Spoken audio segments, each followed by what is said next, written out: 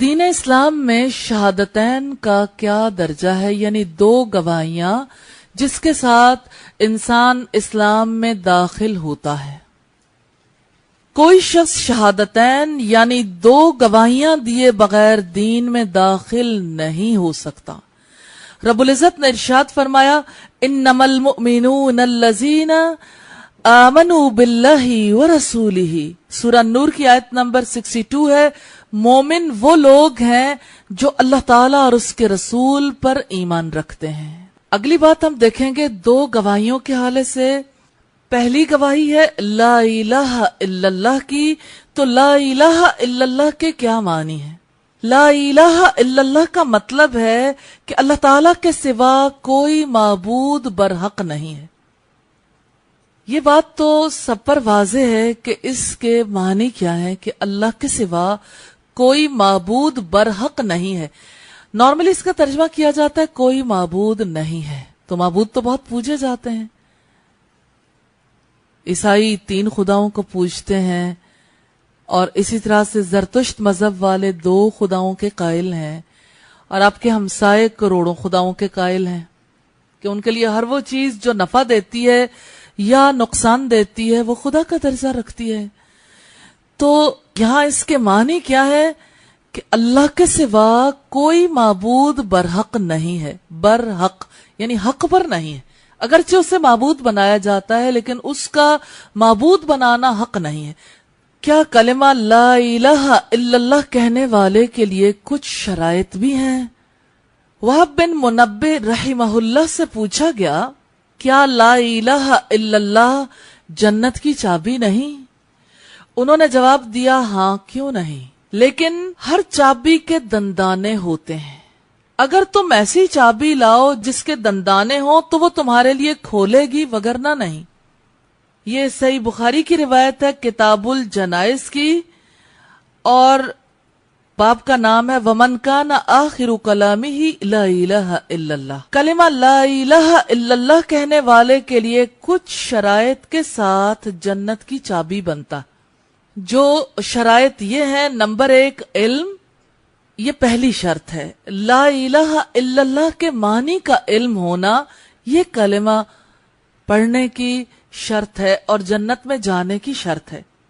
یعنی یہ کلمہ کیسے غیر اللہ سے الوہیت کی نفی کرتا ہے. غیر اللہ سے مراد ہے اللہ کے سوا کوئی بھی، وہ چاہے کوئی بت ہو، انسان ہو، قبر میں پڑا ہوا ہو یا گائے ہو، کوئی بھی. غیر اللہ سے مراد اللہ کے سوا کوئی بھی، اور الوہیت سے مراد الہ ہونے کی، معبود ہونے کی. مراد یہ کہ یہ کلمہ کیسے اللہ کے ماں سوا دوسروں کے معبود ہونے کی نفی کرتا ہے، یعنی ان کا انکار کرتا ہے، اور اللہ تعالیٰ کے لیے ثابت کرتا ہے، یعنی اللہ ہی معبود برحق ہے. تو اس چیز کو جاننا، سمجھنا یہ پہلی شرط ہے لا الہ الا اللہ کے جنت کی چابی ہونے کی. یعنی اس کے بغیر کوئی شخص جنت میں نہیں داخل ہو سکتا جب تک کہ لا الہ الا اللہ کی شرائط کا اسے علم نہ ہو. یہ روایت صحیح مسلم کی ہے 136 نمبر پہ. دوسری شرط ہے یقین. لا الہ الا اللہ پر دل سے یقین رکھنا، کیونکہ یہ کلمہ شکوک و شبہات، تردد اور توہمات کو قبول نہیں کرتا. یہ بات بھی سمجھنے کی ہے کہ کلمے کے اندر شکوک و شبہات کیسے پیدا ہوتے ہیں. سادہ سی بات ہے، جہاں علم نہیں ہوگا شک آئے گا. علم کے ساتھ شکوک رفع ہوتے ہیں. آپ جانتے ہیں روشنی کا مزاج ہے، جہاں روشنی آتی ہے اندھیرا دور ہو جاتا ہے. دونوں چیزیں اکٹھے نہیں ٹھہرتی. تو علم نور ہے اور جہالت یعنی نہ جاننا یہ اندھیرا ہے. تو شک کے اندھیرے ہوتے ہیں، شبہات کے اندھیرے ہوتے ہیں جس کو علم دور کرتا ہے. تو یہاں سے ہمیں دوسری شرط کا پتہ چلا، کیونکہ یہ کلمہ شکوک و شبہات، تردد اور توہمات کو قبول نہیں کرتا. جیسے شک کو قبول نہیں کرتا، ایسے تردد ہے. تردد کس میں ہوتا ہے؟ دین کے حکم کو ماننے میں، اس کو سمجھنے میں. اور توہمات کون سے ہوتے ہیں؟ جب انسان کے پاس یقین کامل نہیں ہوتا، جب انسان کسی کی چیز سے ہٹ جاتا ہے تو پھر اس کے پاس توہمات کے سوا کچھ نہیں رہ جاتا. اس لیے یہ یاد رکھیے گا کہ یقین اس کلمے کی دوسری شرط ہے، لا الہ الا اللہ پر دل سے یقین رکھنا، کیونکہ یہ کلمہ شکوک و شبہات، تردد اور توہمات کو قبول نہیں کرتا۔ صحیح مسلم کی روایت 138 کو اس حوالے سے دیکھ سکتے ہیں۔ تیسری چیز ہے قبول، اس کلمے کے تقاضوں کو ظاہری اور باطنی طور پر قبول کرنا، کیونکہ قبول نہ کرنے والا کافر ہے۔ سورہ الصافات کی آیت نمبر 35 اس حوالے سے دیکھ سکتے ہیں۔ تو یہاں پہ یہ بات توجہ طلب ہے قبول کے حوالے سے کہ کلمے کے کون سے تقاضے ظاہری ہیں اور کون سے باطنی ہیں۔ باطنی تقاضے کیا ہیں؟ باطنی تقاضا مثلا یقین ہے، باطنی تقاضا کیا ہے؟ اللہ کی محبت، اور کیا تقاضا ہے؟ اللہ کا خوف، اور کیا تقاضا ہے؟ اللہ پر توکل، اعتماد، اور کیا تقاضا ہے باطنی؟ اللہ سے امید باندھنا، اور کیا تقاضا ہے؟ اللہ کے ساتھ مخلص ہونا، اخلاص۔ تو یہ باطنی تقاضے ہیں، اس کے علاوہ اور بھی بہت سارے باطنی تقاضے ہیں۔ یہ بنیادی تقاضے میں نے آپ کے سامنے رکھے۔ ظاہری تقاضے کیا ہیں؟ کلمہ پڑھنے کے ظاہری تقاضے یہ ہیں کہ انسان دین کے تمام احکامات کو قبول کرے اور ان پر عمل پیرا ہو۔ تو دین کے احکامات پر عمل پیرا ہونا یہ کلمہ لا الہ الا اللہ پڑھنے کا تقاضا ہے۔ تو اگر کوئی شخص ظاہری طور پر اور باطنی طور پر قبول کر لیتا ہے تو وہ مسلمان ہے، اور جو قبول نہیں کرتا وہ کافر ہے، بھلے سے اس کا نام پیدائش کے رجسٹر میں مسلمانوں کے خانے میں درج ہو، یا اس کے I D card per religion کے خانے میں اسلام لکھا ہو، یا دنیا میں اسے مسلمان سمجھا جاتا ہو، اس سے فرق نہیں پڑتا۔ اللہ کے یہاں اسے مسلمان کی حیثیت میں ایکسپٹ نہیں کیا جاتا جب تک کہ وہ کلمے کے ظاہری اور باطنی تقاضوں کو قبول نہیں کرتا۔ آپ اس کے بارے میں دیکھنا چاہیں تو سورہ الصافات کی آیت نمبر 35 کو دیکھیں گے۔ چوتھی چیز ہے انقیاد۔ انقیاد کا مطلب ہے فعل سے اتباع کرنا۔ ٹرم کو اسی طرح سے نہ دیکھیں تو اس کا مفہوم بدل جاتا ہے۔ اپنے فعل سے اتباع کرنے سے کیا مراد ہے کہ جس چیز کو دل سے قبول کیا، جس کا زبان سے اعتراف کیا، اس کلمے کے مطابق انسان کا عمل بھی ڈھل جائے۔ یعنی جیسے ظاہری تقاضے ہیں نا، تو ظاہری تقاضوں پر عمل پیرا ہونا یہ انقیاد ہے، اور باطنی تقاضے ہیں تو باطنی تقاضوں پر عمل پیرا ہونا یہ انقیاد ہے۔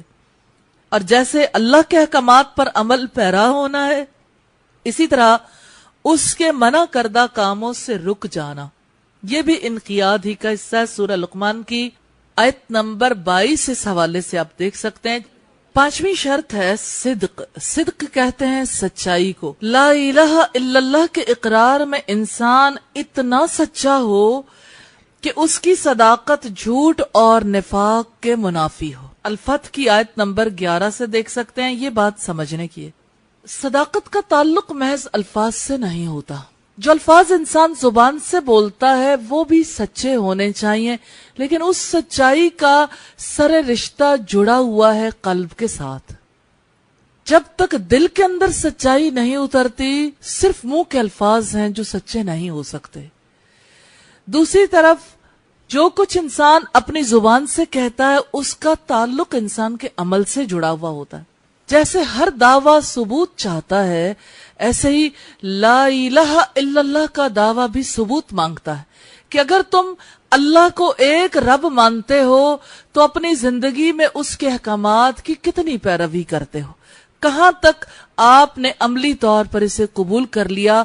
تو یوں ہم دیکھتے ہیں دل کی سچائی، زبان کی سچائی اور عمل کی سچائی کے ساتھ انسان لا الہ الا اللہ کے دعوے میں سچا ثابت ہوتا۔ تو صدق سے مراد ہے لا الہ الا اللہ کے اقرار میں انسان اتنا سچا ہو کہ اس کی صداقت جھوٹ اور نفاق کے منافی ہو۔ اب یہ دوسری بات دیکھنے کی ہے کہ جھوٹ کے منافی ہونے سے کیا مراد ہے۔ جھوٹ کا معاملہ بھی محض زبان کا معاملہ نہیں ہے۔ انسان زبان سے بھی جھوٹ بولتا ہے، لیکن اس کا جھوٹ تب جھوٹ بنتا ہے یعنی وہ جھوٹ میں اور آگے بڑھ جاتا ہے جب دل میں بھی وہی بات ہو جو زبان پر ہو اور عمل میں بھی وہی بات ہو. اب آپ دیکھیے کہ جیسے نفاق کی پہلی نشانی بھی جھوٹ ہے، اسی طرح سے نفاق کی دوسری 2 نشانیاں بھی ہیں. رسول اللہ صلی اللہ علیہ وسلم نے منافق کی 3 نشانیاں بتائیں کہ جب وہ بات کرے تو جھوٹ بولے، جب وہ وعدہ کرے تو وعدہ خلافی کرے، جب اس کے پاس امانت رکھوائی جائے تو خیانت کرے. یعنی مالی خیانت بھی اور ذمہ داریوں کو ادا کرنا بھی دراصل امانت کو ادا کرنا ہے. تو جو شخص ذمہ داری قبول نہیں کرتا یا ذمہ داری قبول تو کر لیتا ہے لیکن اس کا حق ادا نہیں کرتا، وہ بھی خائن ہے. اس کا مطلب یہ ہے کہ وہ لا الہ الا اللہ کی شرط کو پورا ہی نہیں کر رہا. تو لا الہ الا اللہ کی کون سی شرط ہے جو متاثر ہوتی ہے؟ وہ شرط صدق کی ہے کہ انسان اپنے اس قول میں سچا نہیں ہے، اپنی بات میں سچا نہیں ہے. تو ایسی صداقت ہو جو جھوٹ اور نفاق کے منافی ہو. نفاق کے حوالے سے ایک اور بات دیکھیے گا، سادہ سی ڈیفینیشن ہے اس کی کہ انسان وہ بات کہے جو اس کے دل میں نہ ہو. یعنی دل اور عمل دونوں مختلف ہوں، ان کے محاذ مختلف ہوں. اور اس کے بارے میں کہا جاتا ہے کہ اندر کچھ اور ہو باہر کچھ اور اندر برائی ہو اور باہر اچھائی ہو. یہ نفاق ہے. تو لا الہ الا اللہ کہنے میں انسان تب سچا ہو سکتا ہے جب انسان کا دل بھی گواہی دے اور انسان کا عمل بھی اس کے مطابق ہو، عمل بھی گواہی دے. وہ جیسے اقبال نے کہا، لغت غریب جب تک تیرا دل نہ دے گواہی. یعنی یہ تو اجنبی زبان کے الفاظ ہیں، اگر آپ کا دل نہیں بولتا تو دل میں یہ سچائی کیسے اترتی ہے؟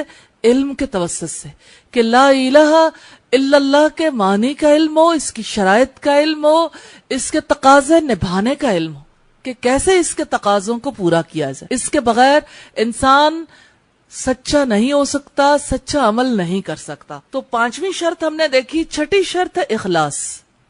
لا الہ الا اللہ کی گواہی سے اللہ کی رضا کا ارادہ ہو.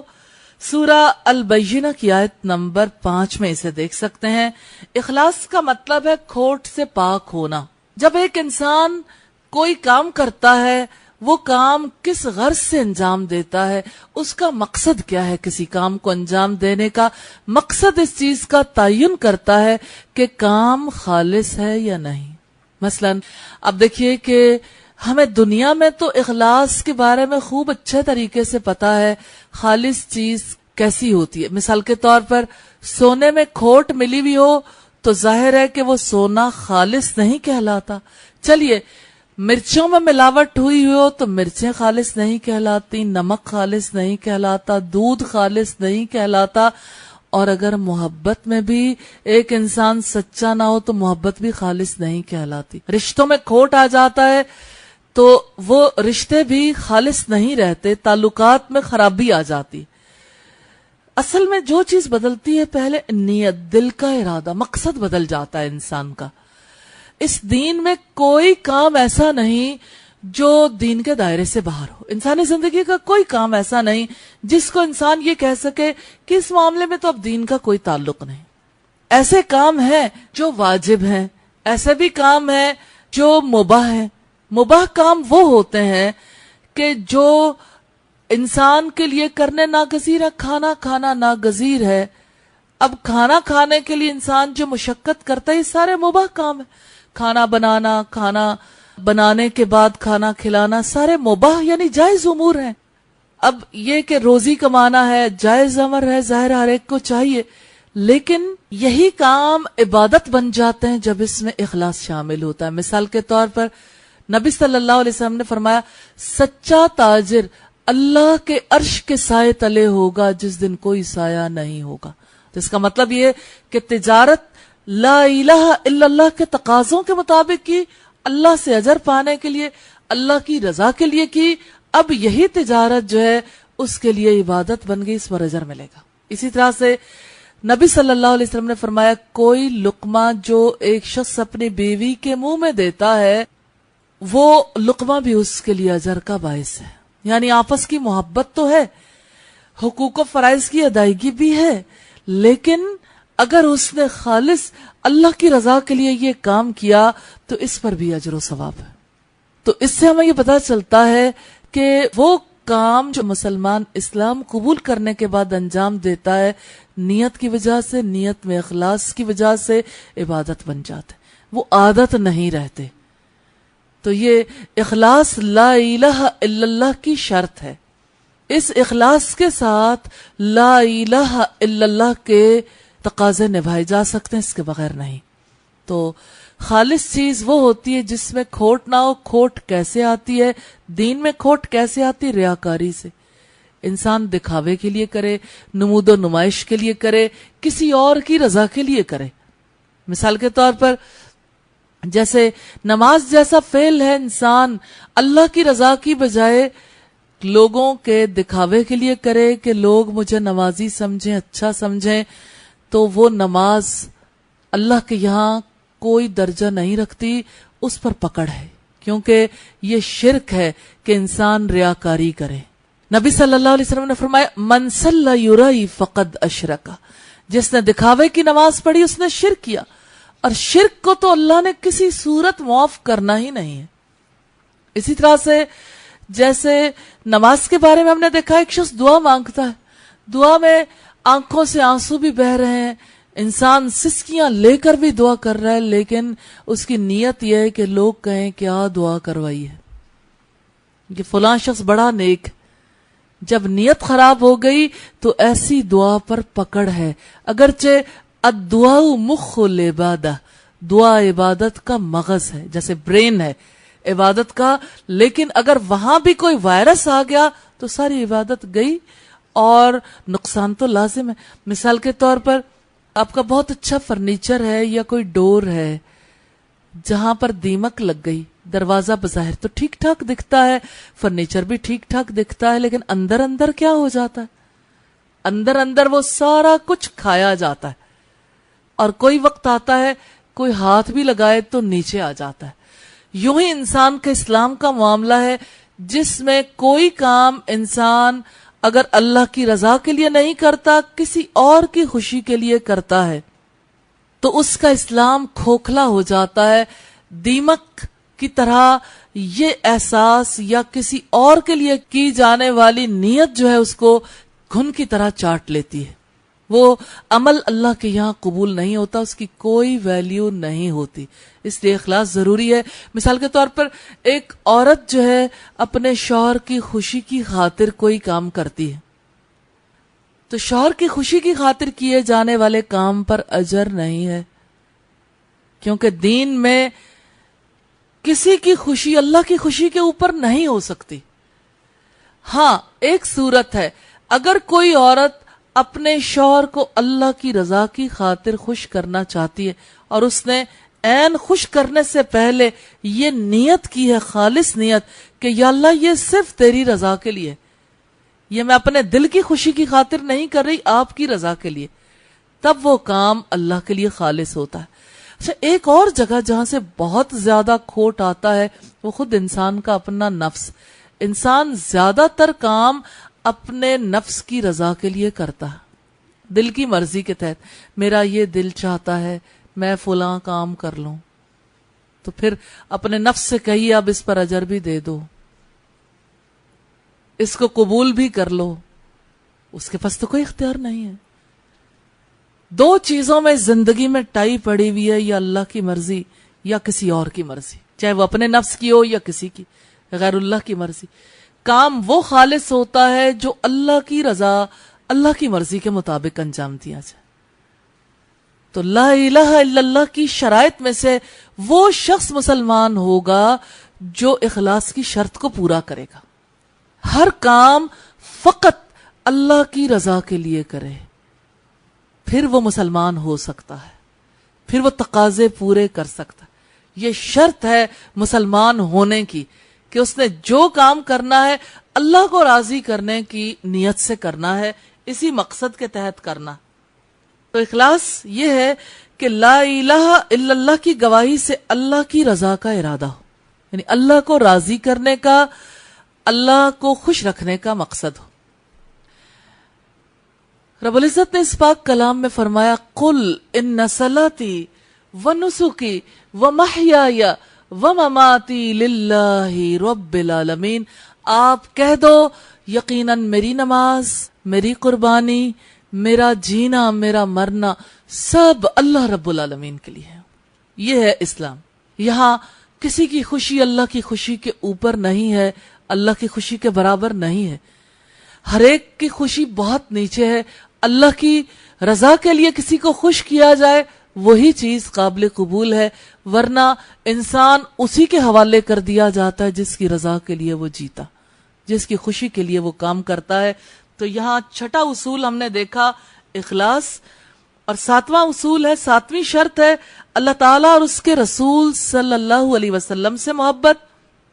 رب سے محبت کی یہ علامت ہے کہ بندہ اللہ تعالیٰ کی محبوب چیزوں کو ترجیح دے۔ اللہ کی محبت کی علامت کیا ہے؟ اللہ کی محبوب چیزوں کو ترجیح دینا، اگرچہ وہ اس کی خواہش کے خلاف ہوں۔ اور اسی کا تقاضا ہے کہ محمد رسول اللہ صلی اللہ علیہ وسلم سے محبت کی جائے، ان کی اتباع کی جائے اور ان کی سیرت کو اپنایا جائے۔ دیکھنا چاہیں بخاری کی روایت کا نمبر ہے 16، اور اسی روایت کو آپ دیکھ سکتے ہیں الشہادتان میں پیج نمبر 106 سے 113 تک۔ یہ ساتوں روایات، ساتوں شرائط الشہادتان کتاب میں موجود ہیں۔ یہی ساتوں شرائط نظرۃ النعیم میں بھی موجود ہیں۔ اسی طرح سے یہی ساتوں شرائط ہمارے اسلاف کی عقائد کی تمام کتابوں میں موجود ہیں، یعنی عقیدے کی جو بنیادی کتابیں ہیں، درست کتابیں ہیں، یہی کلمہ لا الہ الا اللہ کی شرائط ہے۔ اس ساتویں شرط کو ہم سمجھیں گے، اللہ تعالیٰ اور اس کے رسول سے محبت۔ محبت کا دعویٰ تو ہر ایک کر لیتا، بڑا آسان ہے کہ مجھے بڑی محبت ہے اللہ سے، یا مجھے رسول اللہ سے بہت محبت ہے۔ علامت یہ ہے کہ بندہ اللہ کی محبوب چیزوں کو ترجیح دے۔ محبت کی علامت کیا ہے؟ پریفرنس۔ انسان کس کو پریفرنس دیتا ہے؟ جس کو ترجیح دیتا ہے، جس کو پہلی پریورٹی پہ لے آتا ہے، وہی اس کا رب ہے، وہی اس کا معبود۔ انسان اسی کی عبادت کرتا ہے، انسان اسی کو بڑا بناتا ہے۔ اس کی زبان کے سارے دعوے بے بنیاد ہیں۔ جیسے شیخ عبد القادر جیلانی نے کہا کہ جس سے تو محبت رکھے وہ تیرا معبود، جس سے تو امید رکھے وہ تیرا معبود، جس سے تو خوف رکھے وہ تیرا معبود، جس پر تو اعتماد کرے وہ تیرا معبود۔ اور زندگی میں کتنی زیادہ ضرورت ہے یہ دیکھنے کی کہ ہم نے کتنے معبود بنا رکھے۔ اس سے بڑا کیا شرک ہوگا انسان رب کی محبت کا دعویٰ کرے اور محبت جیسا قیمتی جذبہ کسی اور کے نام لگا دے۔ انسان کی ذات میں اللہ کی ذات سے، محمد رسول اللہ صلی اللہ علیہ وسلم کی ذات سے محبت کیے بغیر خلا پیدا ہو جاتا ہے، جسے حافظ ابن قیم کہتے ہیں یہ فاقہ ہے۔ جیسے انسان فاقے سے ہوتا ہے نا، بھوکا ہوتا ہے، اور بھوک میں پیٹ کے اندر ایسا گڑھا پیدا ہو جاتا ہے بھوک کی شدت میں کہ انسان بول بھی نہیں سکتا۔ یہ جو صحابہ کرام پتھر باندھا کرتے تھے نا فاقے کی حالت میں پیٹ کے اوپر، اسی وجہ سے باندھتے تھے کہ انسان کے لیے چلنا پھرنا اٹھنا بیٹھنا مشکل ہو جاتا ہے فاقے کی حالت میں۔ تو اللہ کی محبت کے بغیر، محمد رسول اللہ صلی اللہ علیہ وسلم کی محبت کے بغیر ہر انسان کی شخصیت میں ایک خلا پیدا ہو جاتا ہے۔ اس خلا کو کوئی کیسے پر کرتا ہے؟ پھر غیر اللہ کی محبت سے پر کرتا ہے۔ پھر انسان اس کے لیے کتنے ہی طریقے اختیار کرے، کہیں چین نہیں ملتا۔ جیسے دیکھیے ہمارے یہاں کتنے غلط باتیں رائج ہیں۔ موسیقی روح کی غذا ہے کہ موسیقی کی وجہ سے آپ کی روح کو چین مل جائے گا۔ پھر یہ کہا جاتا ہے جیسے اولاد کی محبت سے اس خلا کو، اس فاقے کو پر کرنے کی کوشش کی جاتی ہے۔ پھر کہیں شوہر کی محبت ہے، کہیں بیوی کی محبت ہے، کہیں دوستوں کی محبت ہے، کہیں ماں باپ کی محبت ہے، کتنی محبتیں، دنیا بھر کی محبتیں اکٹھی کر لیجئے۔ اللہ تعالیٰ کیا کہتے ہیں؟ اگر تم اسلام لانا چاہتے، لا، کوئی محبت نہیں الا اللہ، سوائے اللہ کے، کوئی خوف نہیں کسی بھی چیز کا خوف اگر حاوی ہے، چاہے وہ ایک چھپکلی کیوں نہ ہو یا کاکروچ کیوں نہ ہو، کیونکہ انسان جس سے خوف کھاتا ہے وہ اس کا رب ہے، وہ اس کا معبود ہے، لیکن اس کی کچھ شرائط بھی ہیں آگے۔ چھپکلی سے کوئی اس لیے خوف نہیں کھاتا کہ اس کی زندگی میں کوئی گائیڈ لائن دے یا اس کی کوئی رہنمائی کرے، لیکن بت کون سا رہنمائی کرتے ہیں، یا کوئی قبر میں پڑا ہوا انسان کیسے رہنمائی کر سکتا؟ بات چھپکلی کی ہو، کاکروچ کی ہو، یا کسی بڑی سپر پاور کی ہو، جس سے آپ خوف کھاؤ وہ آپ کا رب ہے، وہ آپ کا معبود ہے۔ تو معبود جو ہے یہ خوف کی بنیاد پر بنتا ہے، محبت کی بنیاد بنتا ہے۔ جیسے انسان جن سے محبت رکھتا ہے، اگر کسی خطے سے محبت اتنی کی کہ وہ محبت اللہ کی محبت پر، اس کے دین کی محبت پر، اس کے رسول کی محبت پر حاوی آ گئی، تو خطے کی محبت جو ہے وہ بھی خدا ہے، وہ خطہ ہی خدا بن جاتا ہے۔ ان تازہ خداؤں میں بڑا سب سے وطن ہے، یہ اقبال نے کہا تھا کہ یہ جو وطن کی محبت ہے جس کو اندر پلایا جاتا ہے، یہ بھی ایک سٹیج پہ آ کے بت بن جاتا ہے۔ اسی لیے اسلام نیشنلزم کی مخالفت کرتا ہے۔ اصل چیز نیشن نہیں ہے، اصل چیز اسلام ہے۔ اسلام ایسی اخوت سکھاتا ہے جس میں کوئی شخص دنیا کے کسی بھی گوشے میں ہو وہ آپ کا بھائی ہے، وہ آپ کا ہے، آپ اس کے ہو۔ اخوت اس کو کہتے ہیں چبھے کانٹا جو کابل میں، تو دلی کا ہر پیرو جواں بیتاب ہو جائے۔ تو مسلمان تو جہاں کہیں بھی بستے ہیں، جہاں وہ تکلیف میں ہوں گے ہمیں تکلیف میں آنا چاہیے۔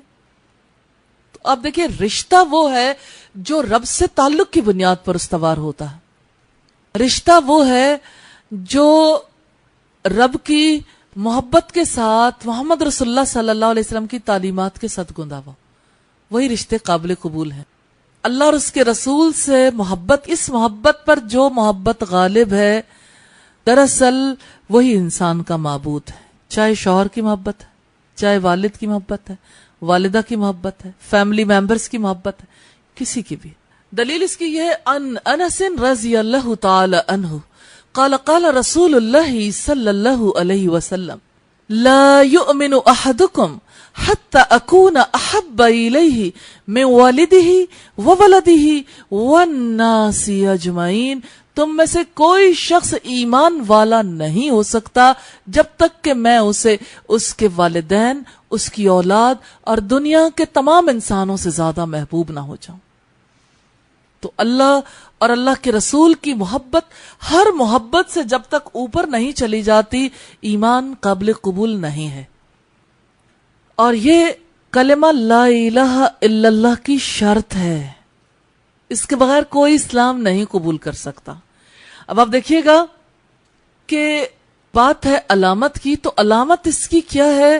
علامت ہے پریفرنس، کہ آپ کس چیز کو پریفرنس دیتے ہیں، اپنی بات کو، اپنی ذات کو، جس سے محبت ہے اس کو، مال کی محبت ہے، گھر والوں کی محبت ہے، اسی طرح گھر کی محبت ہے، تجارت کی، بزنس کی محبت، کوئی بھی محبت۔ سورہ التوبہ کی آیت نمبر 24 میں رب العزت نے فرمایا قل ان کان آباؤکم وابناؤکم، کہہ دو اگر تمہارے باپ، تمہارے بیٹے، تمہارے بھائی، تمہاری بیویاں اور تمہارے وہ مال جو تم نے کمائے ہیں اور تمہاری وہ تجارت جس کے ماند پڑ جانے کا تمہیں خوف ہے اور تمہارے گھر جو تمہیں بہت محبوب ہے، اگر اللہ، اس کے رسول اور اس کی راہ میں جہاد سے زیادہ عزیز ہو جائے فتربصوا، پھر انتظار کرو، حتی یأتی اللہ بامرہ، حتی کہ اللہ اپنا حکم لے آئے، اور امر سے یہاں مراد عذاب ہے، حتی کہ اللہ اپنا عذاب لے آئے،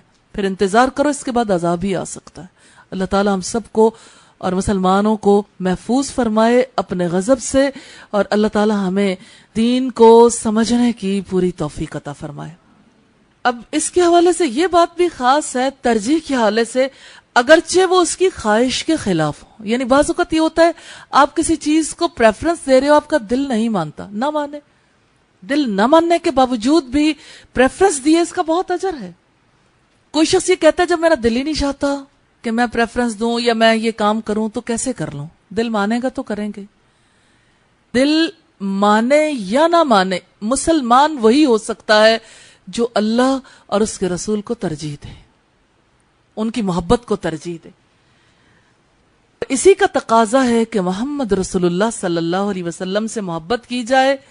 پہلی بات، ان کی اتباع کی جائے، یعنی ان کی پیروی کی جائے، ان کی سیرت کو اپنایا جائے. اسی لیے رب العزت نے ارشاد فرمایا لَقَدْ كَانَ لَكُمْ فِي رَسُولِ اللَّهِ أُسْوَةٌ حَسَنَةٌ، تمہارے لیے اللہ کے رسول صلی اللہ علیہ وسلم کی زندگی میں بہترین نمونہ. صحیح بخاری کی 36 نمبر روایت ہم نے دیکھی، اور الشہادتان 106 سے 113 تک.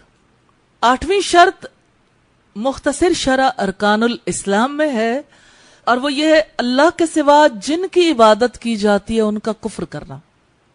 کفر سے مراد انکار کرنا، یہ صرف زبان کا انکار نہیں، ریجیکٹ کرنا. اللہ کے ماں سوا جن کی عبادت کی جاتی ہے ان کا کفر کرنا. صحیح مسلم کی 130 نمبر روایت میں آپ دیکھ سکتے ہیں.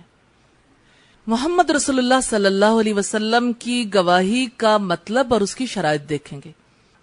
حضرت محمد صلی اللہ علیہ وسلم کے رسول اللہ ہونے کی گواہی کا مطلب ہے، نمبر 1، زبان سے اقرار کے ساتھ دل کی گہرائیوں سے تصدیق کرنا کہ محمد صلی اللہ علیہ وسلم اللہ کے بندے اور اس کے رسول ہیں. صرف مسلمانوں کے لیے نہیں بلکہ جنوں اور تمام انسانوں کے لیے رسول ہیں.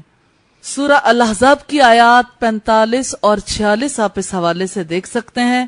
یہاں لا الہ الا اللہ کی طرح محمد رسول اللہ صلی اللہ علیہ وسلم کی بھی وہی شرائط ہیں. بیسیکلی پہلے تو ہم نے یہ 8 شرائط دیکھی ہیں، وہ یہاں بھی اپلیکیبل، لیکن یہاں پہ یہ کہ ایک تو زبان سے اقرار کے ساتھ دل کی گہرائیوں سے تصدیق کرنا، لیکن رسول اللہ کو کیا تسلیم کرنا؟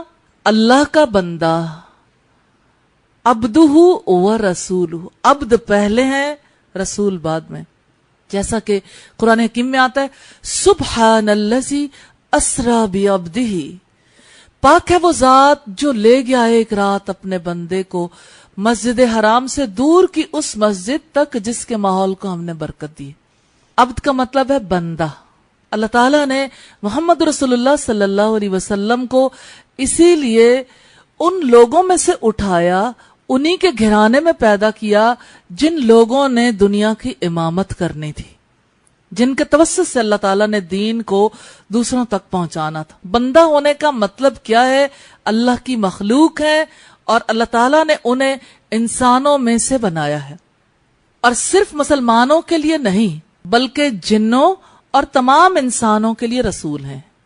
تو آپ صلی اللہ علیہ وسلم کی رسالت کا سلسلہ جاری ہے، یعنی دنیا میں قیامت تک جو انسان بھی اب رسالت پر ایمان لائے گا وہ محمد رسول اللہ صلی اللہ علیہ وسلم کی رسالت پر ایمان لائے گا انشاءاللہ.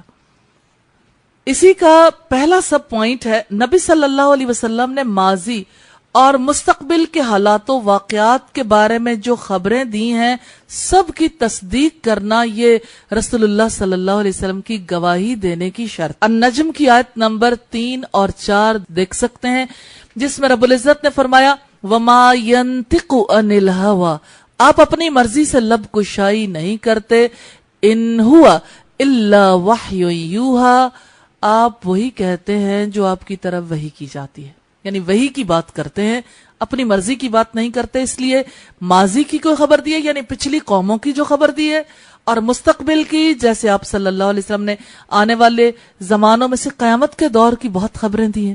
تو قیامت کی جو علامات ہیں یا فتنوں کے دور کی جو علامات ہیں، آپ صلی اللہ علیہ وسلم نے جس نوعیت کی جو خبر دی ہے اس میں کسی قسم کا شک نہ کرنا، کیونکہ وہ کسی انسان کی خبر نہیں ہے، وہ دراصل اللہ ہی کی طرف سے دی جانے والی خبر، اور رسول تو رب کا نمائندہ ہوتا ہے. دوسری چیز ہے نبی صلی اللہ علیہ وسلم نے جن امور کو حلال کیا ہے انہیں حلال، اور جنہیں حرام کہا ہے انہیں حرام سمجھنا. یہ الحشر کی آیت نمبر 7 سے دیکھ سکتے ہیں. حلال و حرام میں رسول اللہ صلی اللہ علیہ وسلم کو اتھارٹی تسلیم کرنا، یعنی اصل اتھارٹی اللہ کی ہے نا، اور اللہ کی حلال و حرام کی اسکیم کو نافذ کس نے کیا؟ محمد رسول اللہ صلی اللہ علیہ وسلم. جیسے دین کے تمام احکامات پر رسول اللہ صلی اللہ علیہ وسلم نے عمل پیرا ہونا بتایا، اس لیے جسے رسول اللہ نے حلال قرار دیا وہی حلال ہے، جسے آپ نے حرام قرار دیا وہی حرام ہے. مراد اس سے کیا ہے کہ آپ نے اللہ کے حکم کے مطابق جن چیزوں کو حلال کے طور پر واضح کر دیا، جن کی گرہ کھل گئی، جن کو استعمال کرنا جائز ہے، وہی ہمارے لیے حلال ہے، اور جن کو آپ نے اللہ کے حکم کے مطابق حرام قرار دیا وہی ہمارے لیے حرام ہے، ان کو گرہ لگا دی گئی، اب ہم انہیں استعمال نہیں کر سکتے. ہماری سوسائٹی میں اگر کسی کو پتا چلے کہ فلاں چیز مثلا چپس ہیں سور کی چربی میں فرائی کیے گئے، تو لوگ کہتے ہیں اس سے کیا فرق پڑتا ہے، ایسے لوگ کہتے رہتے ہیں، یعنی تکلف ہی نہیں کرتے کہ یہ چیز واقعی حرام ہے یا نہیں. اور اگر پتہ بھی چل جائے تو لوگ کہتے ہیں اس سے کیا فرق پڑتا ہے، وہ تو فرائی ہو گیا، وہ تو گیا، اب اس میں وہ چیز تھوڑی باقی رہ گئی. اسی طرح سے جب یہ پتا چلتا ہے کہ فلاں ڈرنک ایسا ہے جس میں پیپسین انزائم ہے اور اس کی وجہ سے چونکہ وہ سور کے سٹمک کے اندر سے لیا گیا اس لیے اس کا پینا حلال نہیں ہے، تو لوگ کہتے ہیں اچھا کیا پتا پھر، اچھا فلاں ڈرنک جو ہے وہ بھی اسی کلر کا ہے، فلاں بھی اسی کلر کا ہے، تو یہ چیزیں حرام ہے یا حلال. ہم کیا کہہ سکتے ہیں، سعودیہ میں فلاں ڈرنک کیوں پیا جا رہا ہے، فلاں ملک میں کیوں ہے، فلاں ملک میں کیوں، فلاں کیوں پی رہا ہے. یعنی حلال و حرام کے معاملے میں سیریس نہیں ہے. تو سیریس ہونا یہ لا الہ الا اللہ کی شرط ہے، یہ محمد رسول اللہ صلی اللہ علیہ وسلم کی گواہی دینے کی شرط ہے. حلال و حرام کے ہمارے اصول نہیں ہو سکتے. دین میں وہ حلال ہے جسے اللہ نے حلال کیا، اور دین میں وہ حرام ہے جسے اللہ نے حرام کیا. تو کسی اور انسان کو یہ حق نہیں ہے، چاہے وہ ٹی وی پہ آ کے کوئی خطبہ دے دے یا دنیا کا لیڈر بن کے، کہ فلاں چیز جائز ہو گئی، ساری انسانیت پہ مل جائے، اللہ کے حلال کو حرام نہیں ٹھہرا سکتے اور اللہ کے حرام کردہ کو حلال نہیں ٹھہرا سکتے. تو یہ بڑا سیریس نوعیت کا معاملہ ہے. تیسری بات ہے، نبی صلی اللہ علیہ وسلم نے جن کاموں کا حکم دیا ہے ان کی اطاعت کرنا، اور جن سے منع کیا ہے ان سے باز رہنا. النساء کی آیت نمبر 80 ہے. چوتھی بات ہے نبی صلی اللہ علیہ وسلم کی سنت کی پیروی کرنا. سورہ آل عمران کی آیت نمبر 31 میں رب العزت کا ارشاد ہے، قل ان کنتم تحبون اللہ فاتبعونی یحببکم اللہ. کہہ دو اگر تم اللہ سے محبت رکھتے ہو تو میری اتباع کرو، اللہ تم سے محبت رکھے گا. وَيَغْفِرْ لَكُمْ ذُنُوبَكُمْ، اور تمہارے لیے تمہارے گناہ معاف کر دے گا. تو نبی صلی اللہ علیہ وسلم کی اتباع شرط ہے اس گواہی کی، آپ کی سنت کی پیروی کرنا. تو سنت اتنا سادہ معاملہ نہیں ہے کہ اس کو نہ سیکھا جائے، نہ اس کا علم حاصل کیا جائے، نہ اسے اپنے لیے ناگزیر سمجھا جائے، نہ اس کے مطابق چلا جائے اور اپنے آپ کو مسلمان سمجھتے رہیں. یہ محض غلط فہمی ہے، اس کے سوا کچھ نہیں. کوئی شخص محمد رسول اللہ صلی اللہ علیہ وسلم کی اتباع سے نکلتا ہے وہ مسلمان نہیں ہو سکتا.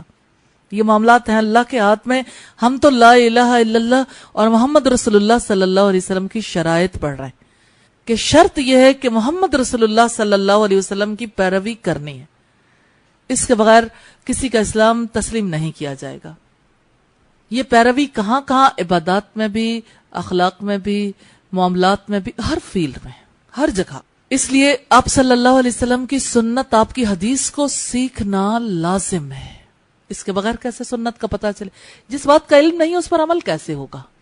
عمل تو وہی ہوگا جس کا علم ہوگا. اسی طرح سے پانچویں بات یہ ہے کہ نبی صلی اللہ علیہ وسلم کے ہر فیصلے کو دل سے تسلیم کرنا اور یہ عقیدہ رکھنا کہ آپ کی اطاعت اللہ تعالیٰ کی اطاعت اور آپ کی نافرمانی اللہ کی نافرمانی ہے. بخاری کی 7280 نمبر روایت سے دیکھ سکتے ہیں. بات ہے فیصلے کی، فیصلے کو تسلیم کرنا. آپ نے جو کہہ دیا وہ برحق ہے. آپ کا ہر فیصلہ سر آنکھوں پہ رکھنا اور یہ عقیدہ رکھنا کہ رسول اللہ کی اطاعت ہی اللہ کی اطاعت ہے اور رسول اللہ کی نافرمانی دراصل اللہ کی نافرمانی ہے. یہ لا الہ الا اللہ محمد رسول اللہ کی شرائط میں سے. چھٹی بات یہ عقیدہ رکھنا ہے کہ اللہ تعالیٰ نے نبی صلی اللہ علیہ وسلم کو اس وقت تک واپس نہیں بلایا جب تک کہ انہوں نے دین کو مکمل طور پر پہنچا نہیں دیا اور دین کی تکمیل کر دی. المائدہ آیت نمبر 3 میں رب العزت کا فرمان ہے الیوم اکملت لکم دینکم، کہ آج کے دن میں نے تمہارا دین تمہارے لیے مکمل کر دیا. وَأَتْمَمْتُ عَلَيْكُمْ نِعْمَتِي، تم پر اپنی نعمت میں نے تمام کر دی. وَرَضِيتُ لَكُمُ الْإِسْلَامَ دِينًا، اور تمہارے لیے اسلام کو دین کے طور پر پسند کیا. دین مکمل ہے، اب اس میں کسی اضافے اور کسی کمی کی گنجائش نہیں ہے. اب اگر کوئی یہ کہے کہ چلو کوئی بات نہیں، نیکی کا کام ہے، نیکی کا کوئی کام نہیں ہو سکتا جب تک کہ محمد رسول اللہ صلی اللہ علیہ وسلم کی سٹیمپ نہ لگی ہو. وہی کام نیکی ہوگا جو رسول اللہ کی سنت کے مطابق. جو چیز رسول اللہ کی سنت سے ہٹی ہوئی ہے اسے نیکی نہیں کہا جا سکتا. پھر وہ کیا ہے؟ اس کے مختلف درجات ہیں، انشاءاللہ ہم دیکھیں گے، جیسے غلف، عقیدت میں حد سے بڑھ جانا، اسی طرح سے بدعات، اسی طرح شرک، اسی طرح فسق کے کام، اسی طرح ظلم کے کام. کچھ بھی ہو وہ نیکی نہیں ہو سکتا. مثلا ہمارے یہاں کتنے ہی کام ہیں جن کو نیکی سمجھ کر کیا جاتا ہے. انشاءاللہ ہم وہ سارے کام سٹڈی کریں گے کہ وہ کون سے کام ہیں جن کو نیکی سمجھ کے کیا جاتا ہے لیکن محمد رسول اللہ صلی اللہ علیہ وسلم کی سنت کے مطابق نہیں. ہم کوئی بھی بات اپنی مرضی سے نہیں دیکھیں گے، حق دیکھیں گے رب نے اس بارے میں کیا فرمایا. ہم یہ دیکھیں گے محمد رسول اللہ صلی اللہ علیہ وسلم نے اس کے بارے میں کیا فرمایا. دین تو یہی ہے، دین کے لیے یہی بیسک سورسز ہیں، باقی تمام چیزیں اس کے بعد آتی. تو جب فیصلہ اللہ کی کتاب کر دے، جب فیصلہ محمد رسول اللہ صلی اللہ علیہ وسلم کی سنت کر دے، پھر اور فیصلوں کی ضرورت نہیں. اگر اس کے مطابق ہیں، قرآن اور سنت کے مطابق ہیں تو ایکسیپٹیبل ہیں، اگر نہیں ہیں تو پھر ایکسیپٹیبل نہیں ہے. چاہے وہ کوئی دنیا کا بڑے سے بڑا انسان ہو، اس کی بات تسلیم کرنے کے قابل نہیں ہے. 7ویں بات ہے اللہ تعالیٰ کی عبادت نبی صلی اللہ علیہ وسلم کے لائے ہوئے طریقے کے مطابق کرنا. مسلم کی روایت ہے 4493 نمبر پر. یہ بات بھی اہم ہے کہ عبادت کے لیے مرضی کا طریقہ نہیں کہ میں نے اپنی امی کو یہ کرتے دیکھا یا ابا کو یا مولوی صاحب نے کہا یا فلاں نے کہا یا فلاں صاحب ایسے کہتے ہیں. رسول اللہ نے اصول مقرر کر دیے. مثلا نماز کے بارے میں اصول کیا ہے؟ سلو کما رأیتمونی اصلی، نماز اس طرح پڑھو جیسے مجھے پڑھتے ہوئے دیکھتے. ہم کہاں سے دیکھ سکتے ہیں؟ حدیث رسول سے. ہمیں رسول اللہ کی صحیح احادیث سے بالکل بعین ہی یہ پتا چلتا ہے کہ رسول اللہ صلی اللہ علیہ وسلم نے اپنی نماز کیسے ادا کی تھی. حج کے بارے میں رسول اللہ صلی اللہ علیہ وسلم نے فرمایا خذوا انی مناسککم، اپنے مناسک حج مجھ سے سیکھو. مناسک وہ نہیں ہے جو تم نے اپنے باپ دادا سے سیکھے تھے دور جاہلیت میں اور آج انہیں اپلائی کر رہے ہو. مناسک وہ ہیں جو میں تمہیں بتا رہا ہوں. یعنی جو نبی صلی اللہ علیہ وسلم نے کیا حق وہی ہے، جو آپ صلی اللہ علیہ وسلم نے نہیں کیا، نہیں بتایا، وہ حق نہیں ہے. کیونکہ رسول اللہ کی اتباع کا اللہ نے حکم دیا اور کسی اور کی اتباع کا رب نے حکم نہیں دیا. آخری اتھارٹی ہمارے لیے عمل کے اعتبار سے رسول اللہ صلی اللہ علیہ وسلم کی ذات. علم، عمل، جو کچھ بھی ہے، ہمارا ہر رشتہ ان سے جا جوڑتا ہے. اور اس میں اختلاف نہیں ہے مسلمانوں کے اندر، اختلاف اس کے بعد والے معاملات میں. لوگ کہتے ہیں کہ ہم دین اسلام پر متحد کیسے ہو سکتے ہیں؟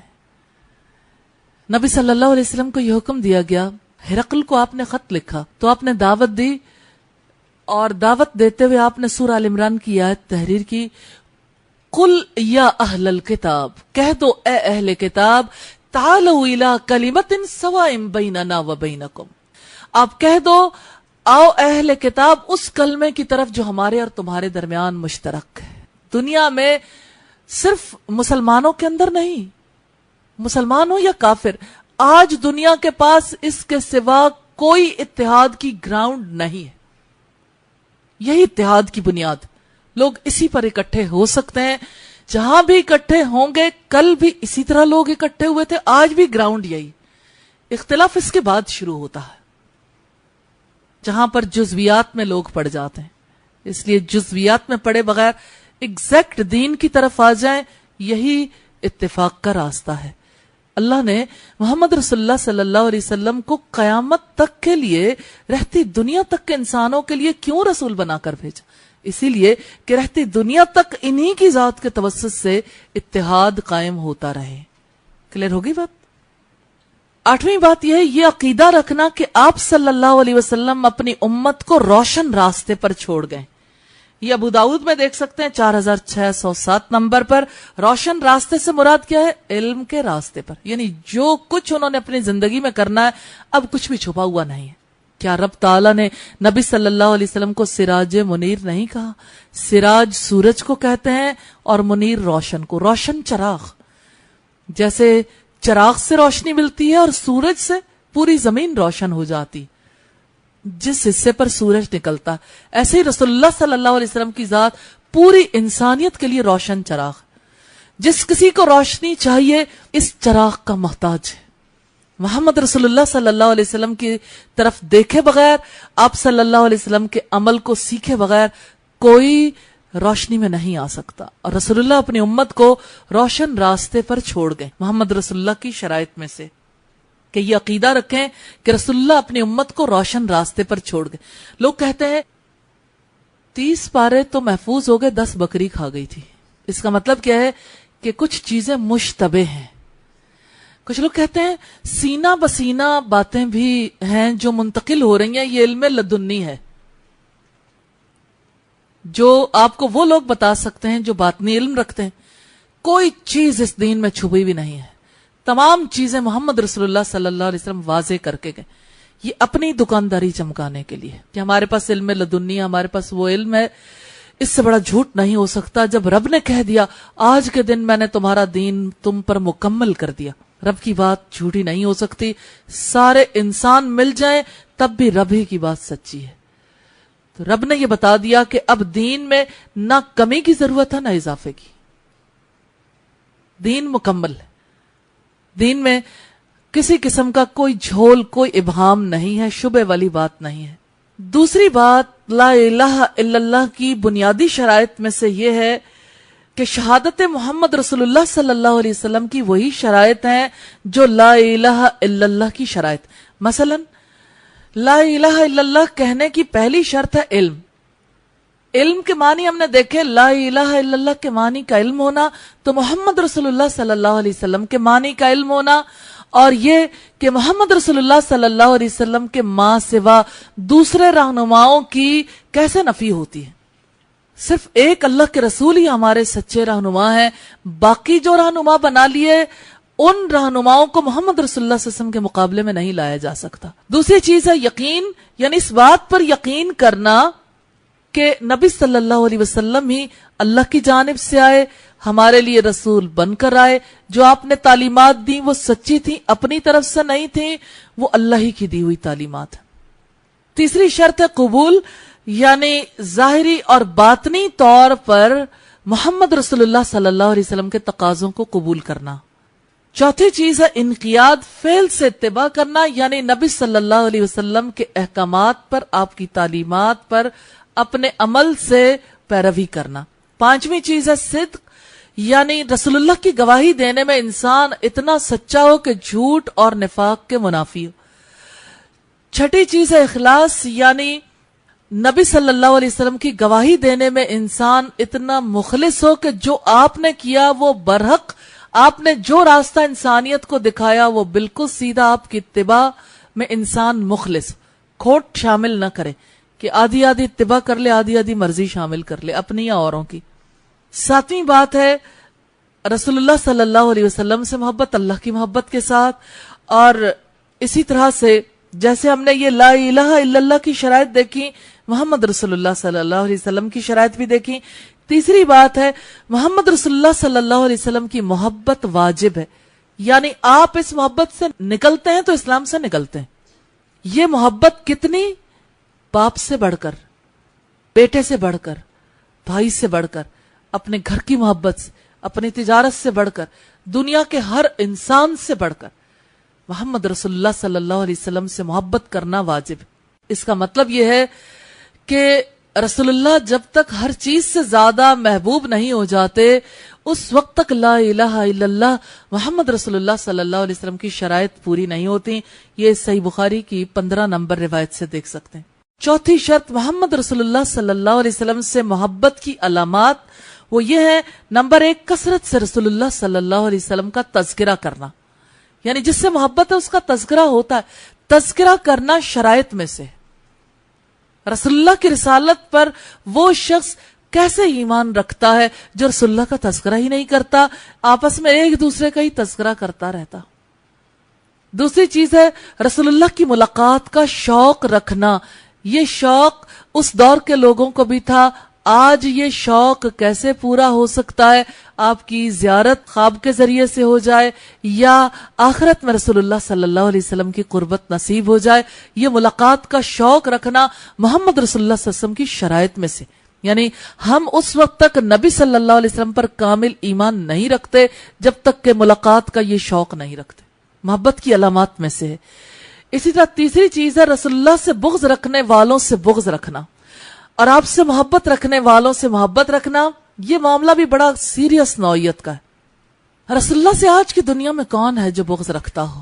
وہ سارے لوگ جو محمد رسول اللہ صلی اللہ علیہ وسلم کی شخصیت کو مسخ کرنے کے لیے کارٹون شائع کرتے ہیں یا آپ کی شخصیت پر مختلف بلیم عائد کرتے ہیں.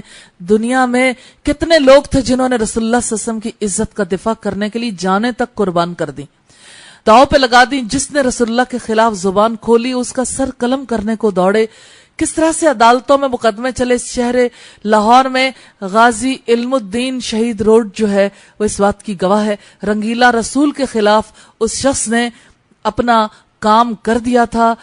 تو یہ یعنی روڈ جو ہے یہ اس شخص کی گواہی کے طور پر ہے کہ اس نے محمد رسول اللہ صلی اللہ علیہ وسلم سے محبت ظاہر کی تھی کہ کیسے ہو سکتا ہے کہ میرے رسول کے خلاف کوئی بات کی جائے تو میں برداشت کروں. تو جو شخص محبت رکھتا ہے اسے رسول اللہ کے دشمنوں سے پورے طریقے سے بغض رکھنا چاہیے. یعنی آپ کی اپنی ذات پر ایک بات کوئی کہہ دے آپ کے دل میں بغض پیدا ہو جائے اور رسول اللہ کے خلاف ساری دنیا اٹھ کھڑی ہو اور بغض پیدا نہ ہو. کہاں ہے رسالت پر ایمان؟ رسالت پر ایمان ہو ہی نہیں سکتا. یہ شرائط میں سے رسول اللہ کے دشمنوں سے بغض رکھنا. جس کے دل میں محمد رسول اللہ صلی اللہ علیہ وسلم کا بغض ہے وہ ہمارا دوست نہیں ہو سکتا. اس کے بارے میں ہمارے دل میں کوئی سافٹ کارنر نہیں ہو سکتا. اس سے بغض رکھنا، اس سے دشمنی رکھنا اور اس کے خلاف اٹھ کھڑے ہونا یہ ہماری ذمہ داری ہے. اسی طرح آپ سے محبت رکھنے والوں سے محبت رکھنا، جیسے رسول اللہ کے اصحاب سے محبت رکھنا، یہ ایمان کا حصہ ہے. اسی طرح سے جتنے لوگ جس دور میں بھی رسول اللہ صلی اللہ علیہ وسلم سے محبت رکھنے والے ہیں ان سے محبت رکھنا یہ لا الہ الا اللہ کی شرائط میں سے. اللہ والوں سے محبت کی بات تو سمجھ آتی ہے، رسول اللہ سے محبت رکھنے والوں سے بھی محبت رکھنا. شرط یہ ہے کہ محبت ان شرائط کے مطابق ہو، ان شرائط سے باہر نہیں کہ جو محمد رسول اللہ صلی اللہ علیہ وسلم کا دین بدل دیں یا جو رسول اللہ صلی اللہ علیہ وسلم کا مقام بدل دیں. ان سے محبت نہیں، ان سے بغض رکھنا ضروری ہے کیونکہ انہوں نے دین کی اصلیت کو بگاڑ دیا. مثال کے طور پر رسول اللہ سے محبت کا تقاضا کرنے والے کہتے ہیں کعبے کی عظمتوں کا منکر نہیں ہوں میں، کعبے کا بھی کعبہ میٹھے نبی کا روزہ. یعنی اللہ کو بھی گویا ایک کعبے کی ضرورت ہے جس میں طواف ہوتا ہے اور وہ محمد رسول اللہ صلی اللہ علیہ وسلم، نعوذ باللہ. اور عرش اولا سے اعلیٰ میٹھے نبی کا روزہ، استغفر اللہ، کہ وہ عرش جو ہے وہ بہت اعلیٰ ہے لیکن رسول اللہ کا روزہ اس سے زیادہ بلند ہے. اس سے بڑا کیا شرک ہو سکتا ہے؟ یہ محبت نہیں ہے، یہ دین کو بگاڑنے کا پروگرام ہے. رسول اللہ صلی اللہ علیہ وسلم کا مقام ساری انسانیت سے بلند ہے، کوئی شبہ نہیں، لیکن اللہ سے بلند نہیں. اللہ تعالیٰ کی ذات سب سے بڑی ہے اور کوئی مسلمان ایسا نہیں جو شعوری طور پر اس حقیقت کو سمجھنے کے بعد اس شرک کو نہ سمجھ سکے. یہ واضح طور پر شرک ہے. اسی طرح سے رسول اللہ صلی اللہ علیہ وسلم کے اخلاق کی پیروی کرنا یہ رسول اللہ پر ایمان لانے کی شرائط میں سے، کیونکہ آپ صلی اللہ علیہ وسلم نے فرمایا انما بعثت لأتمم مکارم الاخلاق، کہ مجھے تو مکارم اخلاق کی تکمیل کے لیے بھیجا گیا.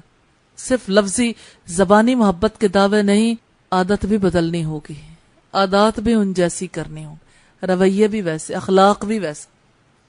رویے بھی ویسے، اخلاق بھی ویسے، رویے بھی ویسے، اخلاق بھی ویسے، رویے بھی ویسے، اخلاق بھی ویسے، رویے بھی ویسے، اخلاق بھی ویسے، رویے بھی ویسے، اخلاق بھی ویسے۔